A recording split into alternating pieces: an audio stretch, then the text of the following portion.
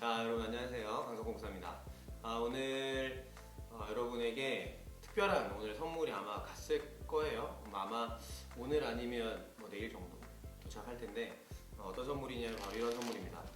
여러분들 코로나로 인해서 공부하시고 집에서 머무시는 동안에 맛있게 드실 수 있는 음식을 준비했습니다. 여기에 나에게 넌 언제나 1순위라는 스티커와 함께 선생님이 직접 아마 배달을 하셨거나 아마 하실 거예요. 그래서 여러분 이거 받으신 다음에 론 선생님에게 꼭 감사의 인사, 감사 영상 꼭 남기셔서 이 받은 이 마음을 함께 나눠주시면 감사하겠습니다.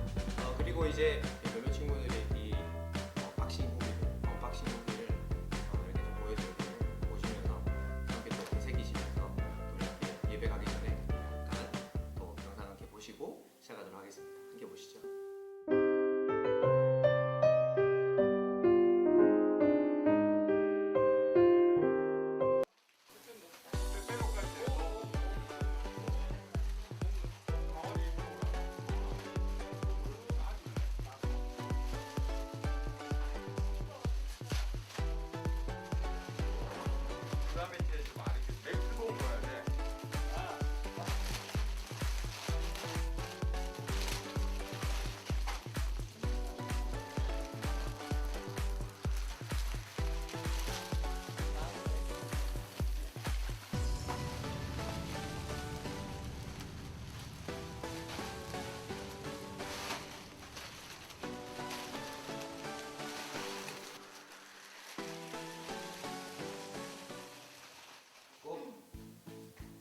솔직히 처음 받았을 때는 그냥 주시는구나 했어요. 저는 개인적으로 포카칩을 엄청 좋아해서 이 선물 중에는 이게 제일 마음에 듭니다. 이거 저도 옛날에 고3 선물 준비한다고 이런 걸 한번 써봤었는데 이게 진짜 생각보다 손이 많이 가거든요. 근데 이거를 청소년 2부 걸 다 만들었다고 생각하니까 되게 바쁘신 와중에 감사하다는 인사 드리고 싶습니다. 잘 먹겠습니다. 이야기 한번 해주실까요? 처음에 사실 그냥 받았구나 싶었는데 받고 나서 생각해보니까 되게 감사했습니다. 저 저녁까지 자습실에 있거든요. 그래서 학원에서 자습할 때 먹으면 좋을 것 같아요. 저희가 포장해봤는데 진짜 하나 빠질 때마다 다시 해야 되고 진짜 귀찮고 힘들던데 일일이 다 준비해주셔서 감사합니다. 잘 먹을게요. 받자마자 정말 깜짝 놀랐고 제가 또 좋아하는 과자들이 있어서 좀 감동받았습니다. 코로나 때문에 밖에 나가서 이렇게 뭘 사 먹고 이렇게 못 하는데 이렇게 또 선생님께서 직접 이렇게 선물로 싸가지고 이렇게 주신다는 게 너무 감사했고 정말 의미 있는 선물인 것 같습니다. 선생님 항상 무슨 일 있을 때마다 전화 주시고 이렇게 연락을 먼저 주셔서 정말 감사드리고 이렇게 또 직접 싸서 이렇게 저한테 주셔서 정말 감사드립니다. 맛있게 먹고 제가 연락드릴게요. 안녕.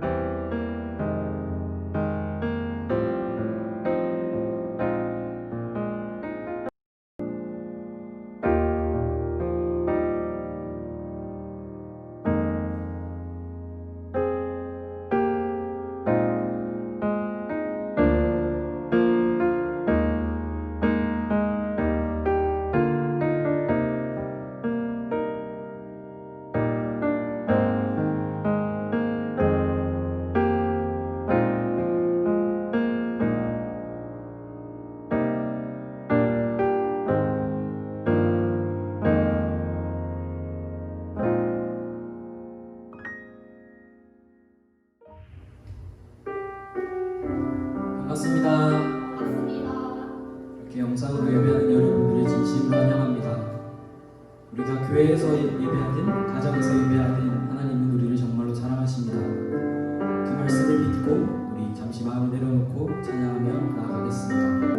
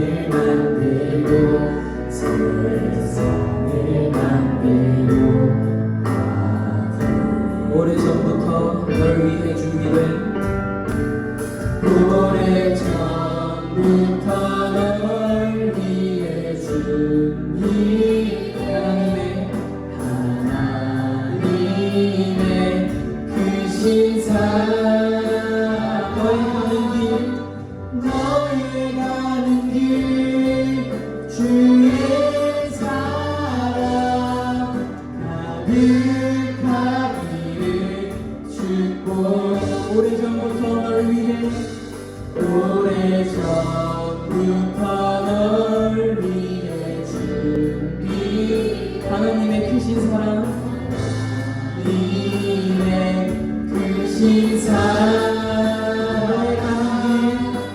너의 가는 길 주의 사랑 가득하기를 한 번 더 찬양합시다. 오래전부터 널 위해 오래전부터 널 위해 준비된 하나님의 크신 사랑 너의 가는 길 주의 사랑 가득하기를 축복해 가득하기를 사랑이 가득하기를 축복합니다.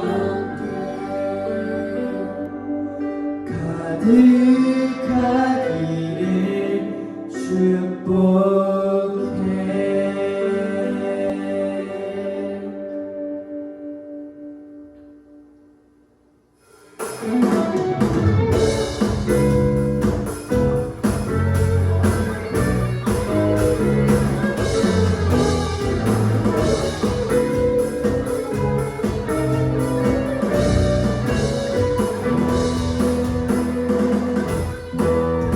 하늘 위에 주님 함께 내가 사모할 자 이 세상에 없네 내 맘과 힘을 믿을 수 없네 오직 한 가지 그 진리를 주는 나의 힘이요 주는 나의 힘이요 주는 나의 힘이요 영원히 주를 한 번 더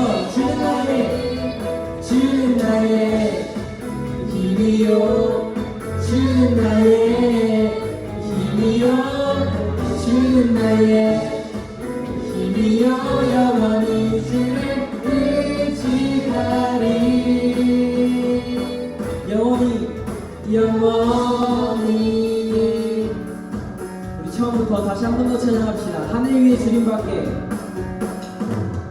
하늘 위에 주님밖에 내가 사모할 자 이 세상에 없네 내 맘과 힘은 믿을 수 없네 오직 한 가지 그 진리를 주는 나의 힘이요 주는 나의 힘이요 주는 나의 힘이요 영원히 주를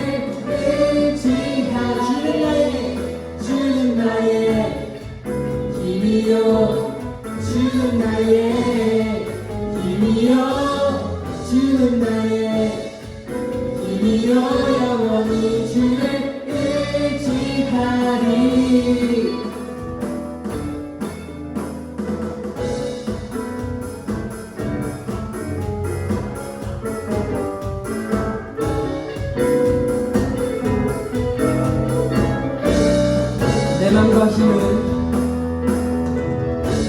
내 맘과 힘은 믿을 수 없네 오직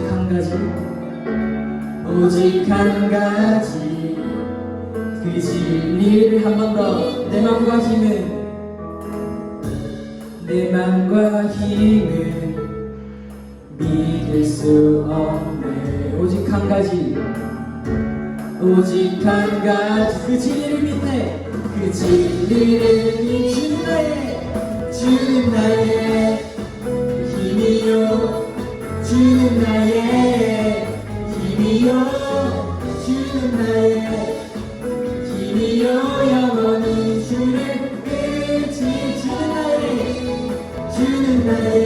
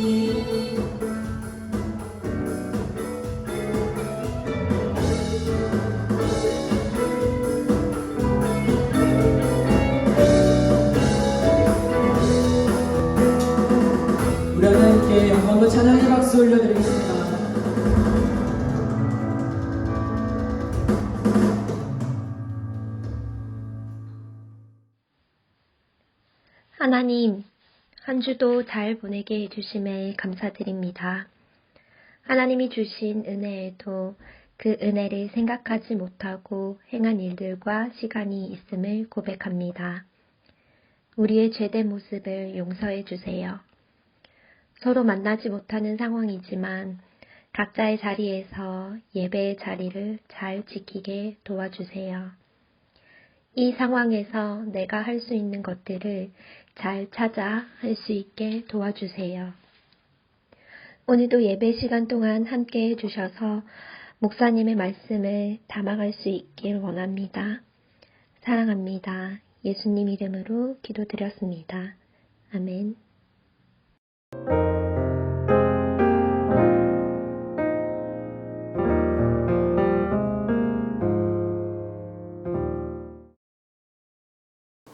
오늘 우리에게 주신 하나님의 말씀은 마태복음 4장 23절에서 25절까지 말씀입니다.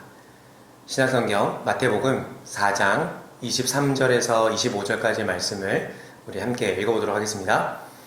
예수께서 온 갈릴리에 두루 다니사 그들의 회당에서 가르치시며 천국 복음을 전파하시며 백성 중에 모든 병과 모든 약한 것을 고치시니 그의 소문이 온 수리아에 퍼진지라.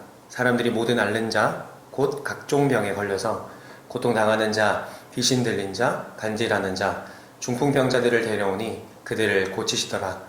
갈릴리와 데가블리와 예루살렘과 유대와 요단강 건너편에서 수많은 무리가 따르니라. 아멘. 오늘도 영상예배 앞에 앉으신 여러분들을 주님으로 환영하고 축복합니다. 한 주 동안 어떻게 지내셨습니까? 또 이 거리두기 2단계가 부산에서 여전히 한 주 더 연기가 되면서 아마 우리 함께 대면할 수 있는 예배를 조금 더 뒤에 드리게 될 것 같네요.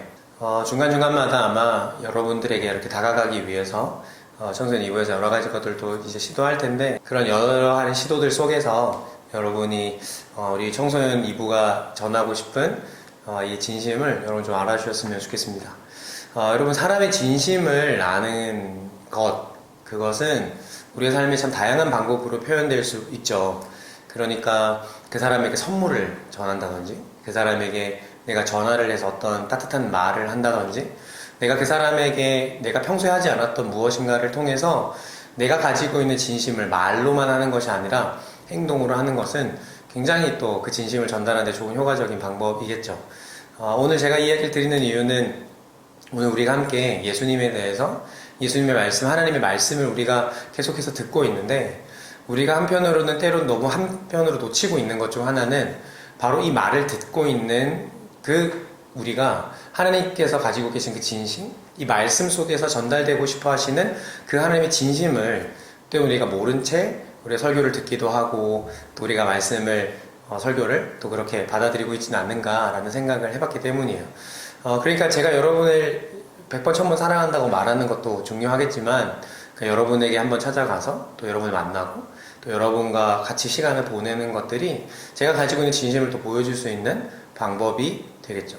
그래서 받는 사람에게서는 그것이 물론 선물이 중요한 건 아니겠지만, 그런 노력이 그 사람의 진심을 볼 수 있는 또 한 가지의 척도가 될 수 있다고 생각합니다.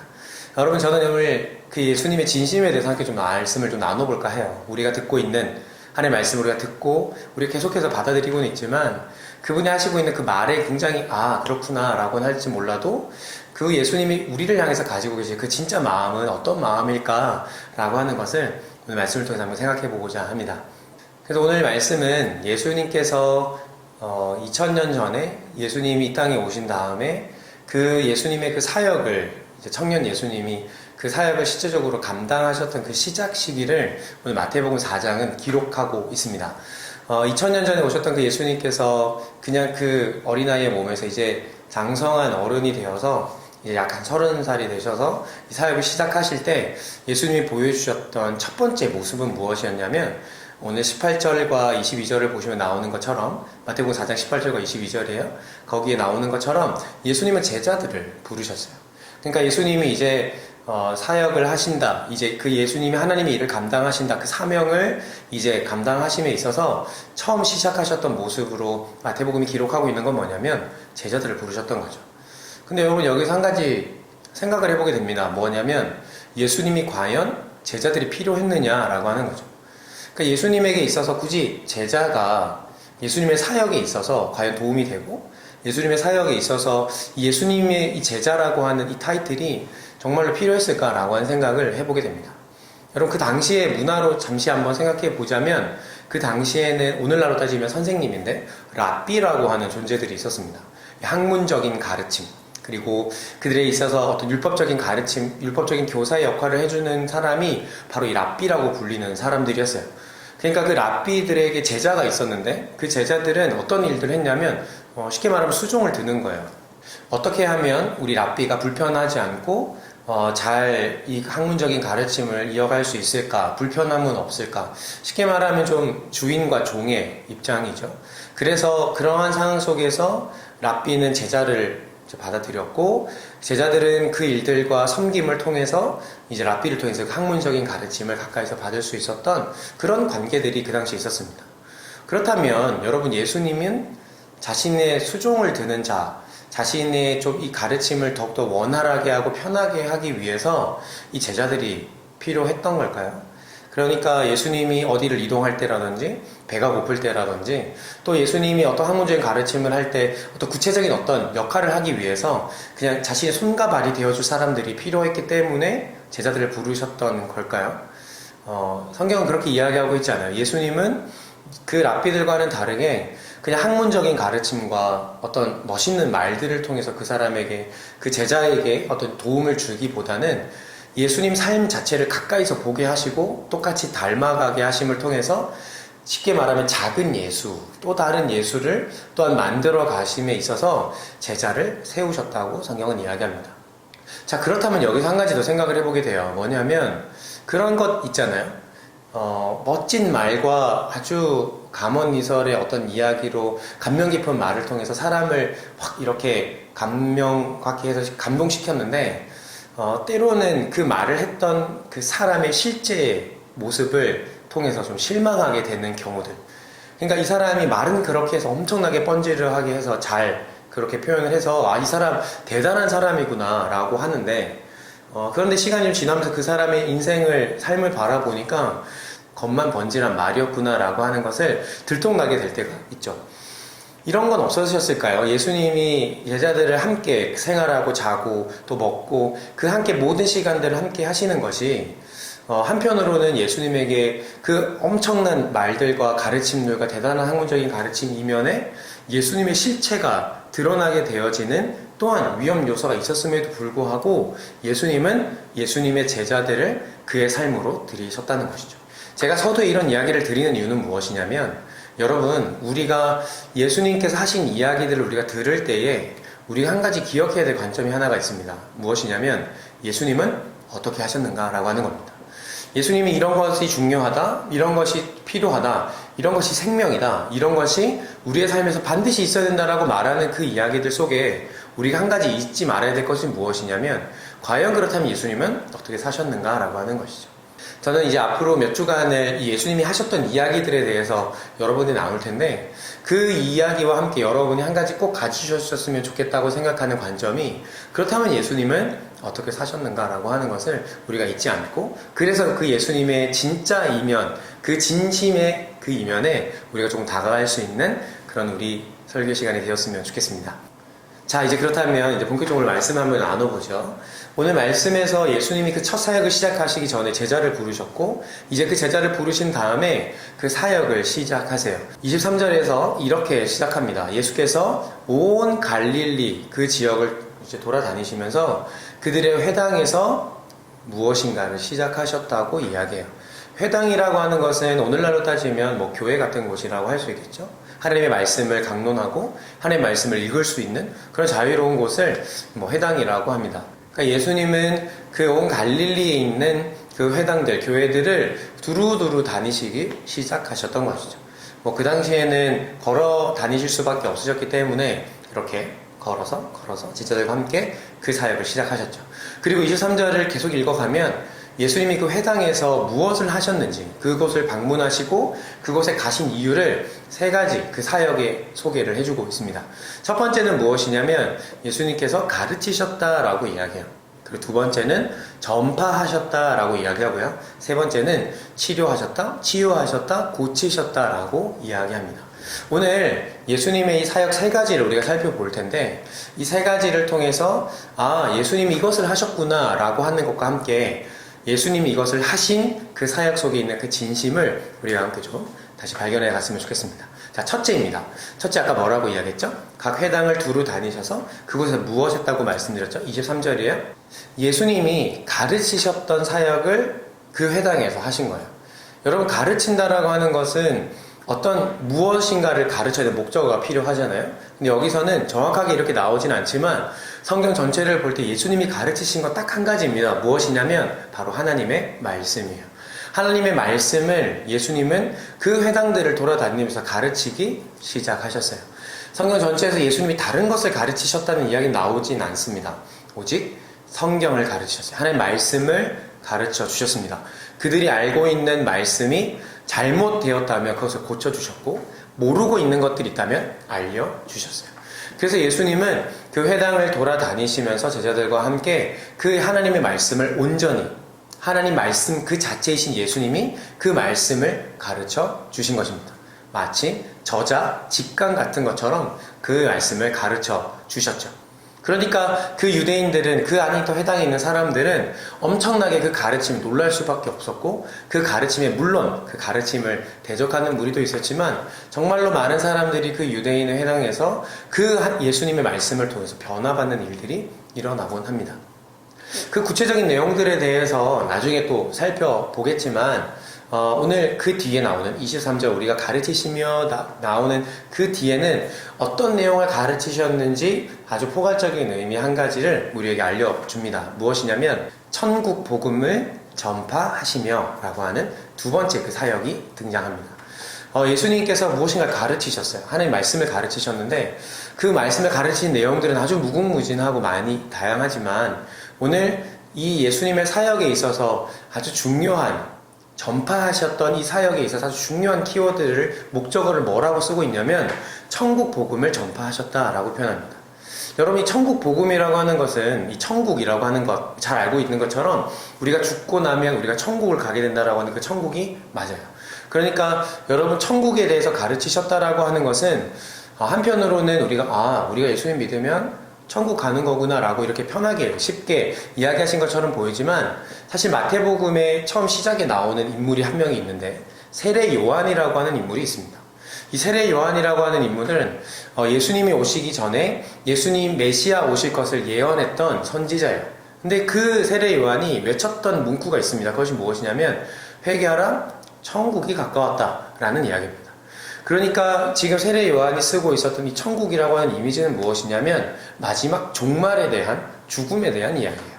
그러니까 세례 요한이 회개해라, 우리 빨리 돌아와야 된다라고 이야기했었던 이유는 무엇이냐면 자, 이제 예수님이 오시는 것은 곧 이 세상의 끝이 오고 있는 것과 같기 때문에 너희 죄지었던 너희들 돌아와서 다시 그 천국에 들어갈 준비를 그 천국을 맞이해야 된다라는 이야기를 한 겁니다. 그러니까 이 천국 복음을 가르치셨다라고 전파하셨다라고 하는 이야기는 어떤 이야기냐면 예수님도 마찬가지로 17절을 보시면 이때부터 예수님은 천국에 대해서 회개하라 천국이 가까웠다라는 이야기를 동일하게 하셨다라고 오늘 4장에서 똑같이 이야기하거든요. 그러니까 예수님이 회당을 돌아다니시면서 천국에 대한 이야기를 하셨다고 하는 것은 곧 종말이 가까워오고 있으니 이 세상에 끝이 오고 있으니 너희 빨리 회개해서 다시 그 천국에 갈 수 있는 준비를 하라는 이야기를 동일하게 했다라는 이야기입니다. 그런데 오늘 말씀에서 아까 이야기했을 때 전파하시며 앞에 있는 천국, 그 다음에 한 가지 더 있었죠? 무엇이었죠? 복음이었습니다. 예수님은 천국을 가르치시고 전파하셨지만 마찬가지로 이 천국 복음이라고 하는 것을 가르치셨어요. 복음이라고 하는 것이 우리가 계속해서 잠깐 나누었지만 복음은 좋은 소식입니다. 기쁜 소식이에요. 그러니까 천국 복음을 가르치신 것은 분명히 천국을 이야기한 것은 사람들에게 경각심을 일으키고 두려움을 줄 수 있는 메시지이긴 했지만 복음이라고 하는 이 상충된 이 좋은 소식이라고 하는 것과 함께 쓰여진 것을 볼 때 이렇게 생각해 볼 수 있는 것이죠. 예수님이 이 천국 복음에 대해서 가르치셨다고 하는 것은 단순히 앞선 세례 요한이 가르치는 것처럼 너희 회개하지 않으면 천국 가지 못한다. 천국이 이제 너에게 곧 임할 텐데 너희는 회개하지 않으면 너희는 다 그냥 영원한 지옥에 가게 될 거야 라고 하는 것만을 이야기하는 것이 아니라 예수님은 복음적인 이야기를 함께 하셨다라고 하는 것을 생각해 볼 수 있습니다. 그래서 이 좋은 소식이라고 하는 것을 우리가 생각해 볼 때 이 천국이라고 하는 것을 예수님이 어떻게 그들이 가르치셨는지 한번 유추해 볼 수 있습니다. 여러분, 천국은 앞서 말씀드렸던 것처럼 하나님 나라, 하늘나라가 맞습니다. 그런데 이 천국이라고 하는 것을 예수님이 단순히 하늘에 있는 나라로 말씀하지 않으세요. 그것이 무엇이냐면 하늘나라의 이 천국이라고 하는 이 개념은 잘 기억하시면 좋겠습니다. 이 천국이라고 하는 개념은 바로 하나님의 나라라고 하는 개념입니다. 조금 더 쉽게 말하면 하나님이 다스리시는 나라에 대한 이야기입니다. 그러니까 그 나라를 누가 다스리느냐가 누구의 나라라고 표현하잖아요. 그러니까 천국은 하나님 나라인데 하나님 나라는 하나님이 다스리시는 나라다라고 하는 것을 예수님이 가르치셨다는 겁니다. 그러니까 회개하고 돌아와라 라고 하는 이야기는 천국에 들어갈 수 있는 준비를 해라 라는 이야기도 되겠지만 또 한편으로는 너희 하나님의 다스림을 받지 않는 백성들아 회개하고 이 하나님 나라의 백성이 되어라. 하나님의 다스림을 받는 백성이 되어라. 하나님의 통치를 받는 백성이 되어라 라고 하는 이야기로 정리될 수 있다는 거죠. 그러니까 좋은 소식으로 이 이야기가 들려질 수밖에 없는 이유는 무엇이냐면 이 땅에서 이 천국의 백성으로 하나님 나라의 백성으로 살아가야 하는 그 소식을 예수님이 전파하셨다라고 우리가 생각해 볼 수 있습니다. 자, 여기까지 첫 번째로 예수님이 가르치셨던 하나님의 말씀 그리고 전파하셨던 천국의 복음이 예수님의 사역의 그 시작 가운데 발견되어진 두 가지였습니다. 계속해서 예수님이 이것을 해나가시는데 마지막 세 번째 아주 중요한 건 한 가지가 또 나오게 되죠. 23절 끝을 보시면 이렇게 이야기합니다. 천국 복음을 전파하시며 그 다음에 뭐라고 말하죠? 말씀을 통해서 한번 읽어보죠. 백성 중에 모든 병과 모든 약한 것을 고치시니. 예수님께서 회당에 가셔서 말씀을 가르치시고 천국 복음을 전파하신 것만 하신 것이 아니라 실질적인 기적과 이적을 치유 사역을 하셨다라고 성경은 이야기합니다. 24절에 이렇게 이야기합니다. 그의 소문이 온 수리아에 퍼져서 모든 앓는 자, 곧 각색 병과 고통에 걸린 자, 귀신 들리나 간질하는 자, 중풍병자를 데려옵니다.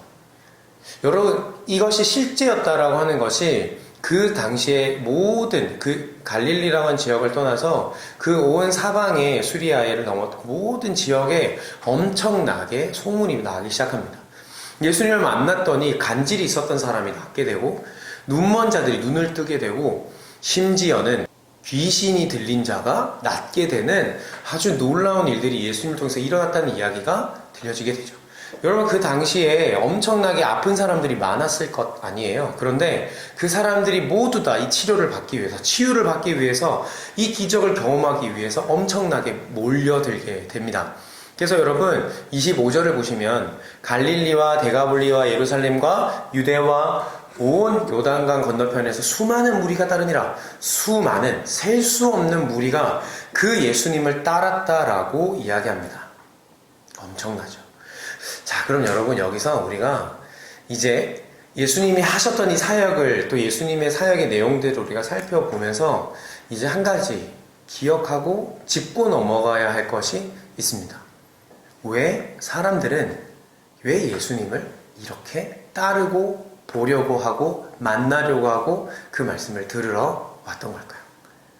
그러니까 예수님이 사실은 갑자기 혜성처럼 나타난 스타와 같은 거거든요. 그런데 그 한 젊은 청년을 보기 위해서 수많은 무리들이 그 예수님이 있는 곳으로 모였던 이유는 과연 우리가 앞서 살펴봤던 세 가지 사역, 가르치시고 전파하시고 고치셨던 이 세 가지 사역 중에 무엇 때문에 사람들은 예수님에게 열광했던 걸까요? 단적으로 두 가지를 나눠볼 수 있겠죠? 하나님의 말씀을 가르치시고 전파하신 것 하나, 그리고 병들고 약한 또 아픈 것들을 치료하셨던 것 하나. 여러분, 어떤 것이 이 수많은 무리들이 예수님을 따르는데 역할을 했다고 생각하십니까? 물론 이 세 가지가 모두가 사실은 해당되겠지만 다수의 상황을 생각해 볼 때 저는 예수님의 이 세 번째 사역 때문에 수많은 사람들이 모였을 것이라 생각합니다. 왜냐하면 그 당시에 아픈 사람들이 많았다라고 하는 것, 지금의 시대도 마찬가지이지만 목사님이 어릴 때 치유 사역, 치유 집회라고 하는 것들이 간혹 가다가 열렸었는데 그때 많은 아픈 사람들이 그 치유 세미나의 치유 사역의 집회에 방문하고 참여했었습니다. 그런데 그 치유 사역이니까 그래서 이 치유를 경험하는 것이 나쁘다 이런 이야기가 아닌데 그 목적이 그 치유 사역에서 들려지는 하나님의 말씀이 아니라 사실 대부분의 사람들이 내가 치유받아서 낫기를 원하는 마음으로 사실은 그 사역에 동참하게 됐다는 거죠. 이런 생각을 해보게 되는 거예요. 과연 얼마나 많은 사람들이 예수님의 가르침과 그 전파하시는 그 말씀, 하나님 백성으로 살아야 돼, 하나님 다스림이 내게 있어야 해 라고 하는 것에 그 이야기에 감동을 받고 싶어서 그 하나님의 말씀을 들으러 왔을까? 아니면 정말로 내가 아프고 지금껏 내가 누구도 고치지 못했던 이 병을 나아서 조금 다른 생활을, 조금 다른 삶들을 살아보기를 원하는 마음으로 왔을까? 아마 저는 후자 쪽에 있는 사람들이 정말로 많이 예수님에게 찾아왔을 것이라고 생각됩니다. 저희 대한민국에서 저희 어린 시절에도 그런 사역들이 많이 있었던 시절이 있었어요. 정말로 수만 명의 사람들이 한 곳에 모여서 막 그 치유를 경험하기를 원하고 치유되기를 원했던 그들의 그런 사람들의 모습을 제가 생각해 보면 사람은 누구나 자신의 약함을 치료받고 싶어하고 회복되기를 원하는, 그래서 너무나 당연한 이야기지만 저는 예수님을 따랐던 수많은 무리들이 하나님의 말씀의 가르침과 전파를 소망했던 것이 아니라 자신의 병들고 약한 이 몸을 고치기 위해서 왔을 것이라고 저는 그렇다면 여러분, 예수님은 왜 이 사역을 하셨을까요? 왜 예수님은 가르치시고 전파하시고 고치시는 이 세 가지 사역을 그의 사역의 시작부터 끝까지 계속해서 하실까요? 한편으로는 우리 인간의 입장에서 생각해 보면 이 치유의 사역만 하시면, 고쳐주시고 낫게 해주시고 회복시켜주시는 것만 하시면 정말로 많은 사람들이 예수님 앞에 와서 몇 마디만 하더라도 그렇군요, 저 예수님이 나를 낫게 하셨으니까 이렇게 사실 쉽게 갈 수 있을 텐데 왜 예수님은 굳이 가르치시고 또 가셔서 또 전파하시고 그리고 또 고치시는 사역들을 계속해서 해 나가시는 걸까요? 저는 이 사역을 함에 있어서 예수님의 진심이 저는 고치는 것에 있는 것이 아니라 가르치고 전파하는 것에 있다고 저는 생각합니다. 무슨 이야기냐면 예수님이 궁극적으로 하나님의 말씀을 가지고 그들을 고치시고 물론 그렇게 하시지만 정말로 예수님이 그 많은 무리들을 향해서 정말로 전해주고 싶으셨던 것은 바로 하나님 나라의 백성으로 살아가는 삶. 예전에는 그냥 율법과 내 마음대로 혹은 하나님 없이 살아가던 그들의 인생에 이제는 하나님이 다스리실 수 있고 하나님이 통치하실 수 있는 삶을 만들어내시기 위해서 예수님은 이 사역을 감당하셨다고 저는 믿습니다. 그런데 이 예수님의 진심이 세 번째 사역에만 마음을 빼앗긴 사람들에겐 잘 전달이 되었을까요?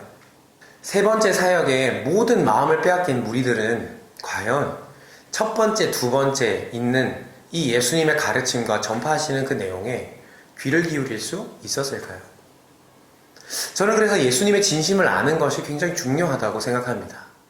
사랑하는 여러분, 저는 그래서 오늘 말씀을 통해서 여러분이 이 세 번째 사역에 초점을 맞추어진 그런 무리가 되지 않으셨으면 좋겠어요. 저는 여러분들이 이 예수님의 진심에 초점을 맞춘 이 제자가 되었으면 좋겠습니다.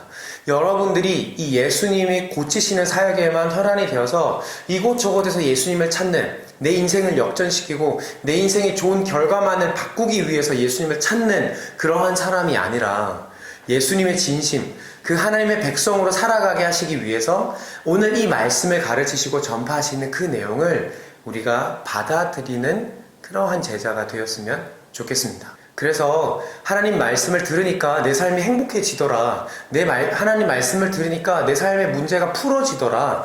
내가 하나님 말씀을 들으니까 갈등이 해결되더라. 하나님 말씀을 들으니까 능력이 생기더라. 라고 하는 어떤 그 결과에 맞추어져 있는 그 관점에서 예수 그리스도를 만나는 우리가 아니라 예수님이 궁극적으로 바꾸시기를 원하시는 우리의 삶 전체, 우리의 삶의 라이프 스타일 자체를 그 하나님의 다스리시는 삶으로 바꾸기를 원하시는 그 예수님의 진심을 우리가 볼 수 있는 그런 제자가 되었으면 좋겠습니다.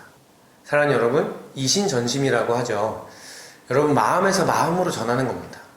오늘 예수님의 마음은 정말로 하나님 백성으로 살아가는 그것 한 가지예요.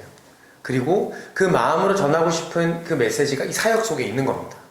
그런데 우리가 그 마음을 알지 못한 채 결과만 바꾸려고 하는, 공부가 잘 되고 그냥 어떤 내 삶의 결과만을 잘 되기 위해서 이 예수님의 말을 듣고 그 말씀을 우리가 기억하는 우리 인생이 되지 않았으면 좋겠습니다. 사랑하는 여러분, 이번 한 주간 이심점심의 마음으로 정말 예수님이 전하고 싶으셨던, 이 가르치고 전파하셨던 하나님 나라의 백성으로 살아가는 삶에 대해서 주님이 마음에서 마음으로 전해주시는 이 이야기, 더 이상 내가 주인이 아니라 하나님이 주인이시며 하나님이 내 삶을 다스리심에 있어서 이 말씀이 얼마나 필요한지를 정말로 가르쳐주시는 이 예수님의 진심을 우리가 알고 이 한 주간 정말 이 하나님의 말씀대로 살아가기 위해서 발버둥 치는 그런 저와 여러분 삶이 되시기를 우리 주님의 이름으로 축복합니다. 이 시간 함께 한번 기도하셨으면 좋겠습니다. 두 가지 기도 제목을 가지고 기도할 텐데요.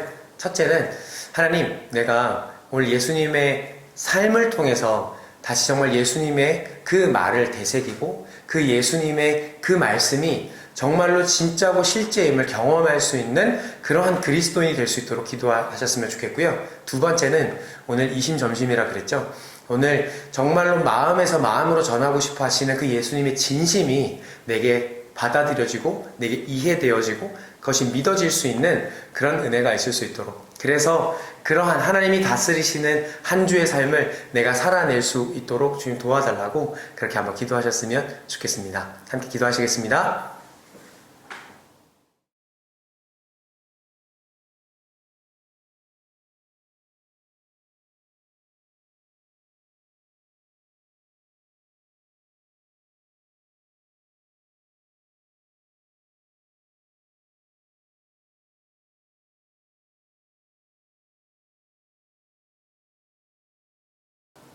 이 시간 제가 기도하겠습니다.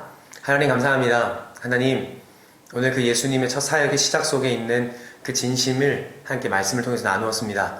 주님, 혹시 우리가 그 하나님의 진심을 알지 못한 채 그냥 우리의 삶의 어떤 모습을 바꾸고 어떤 결과를 바꾸는 것, 그냥 내 삶의 환경이 잠깐 좋아지는 것에 그 예수님을 이용하는 인생은 아닌지, 하나님, 오늘 그 예수님이 우리를 통해서 주신 그 하나님 나라의 백성으로 살아가는 삶, 그 천국 복음을 우리가 기억하며 다시 한 번 더 내 인생의 내 주인이 되어지는 것이 아니라 다시 예수님께서 나의 인생의 주인이 되어주시고, 그래서 예수님 그 하나님의 인생에 하나님의 인도하심을 받는 인생으로 살아가는 우리 사랑하는 친구들과 우리 모두가 될 수 있도록 주님 축복하여 주시옵소서.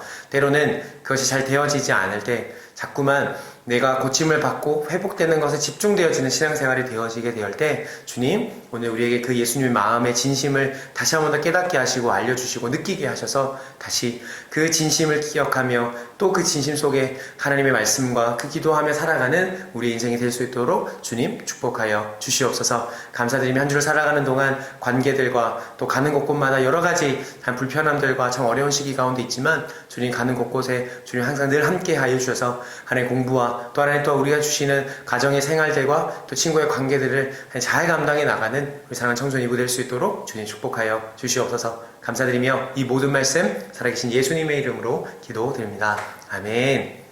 지금은 우리 주 예수 그리스도의 은혜와 하나님의 사랑과 성령님의 교통하심이 예수님께서 가르쳐주신 그 하나님의 말씀, 그 전파하신 그 천국 복음을 기억하며 내가 하나님 나라의 백성으로 살아가기로 결단하고 기도하는 이 시간에 예배하는 모든 성도들, 우리 사랑하는 친구들 머리 위에 지금부터 영원토록 함께 있을지어다.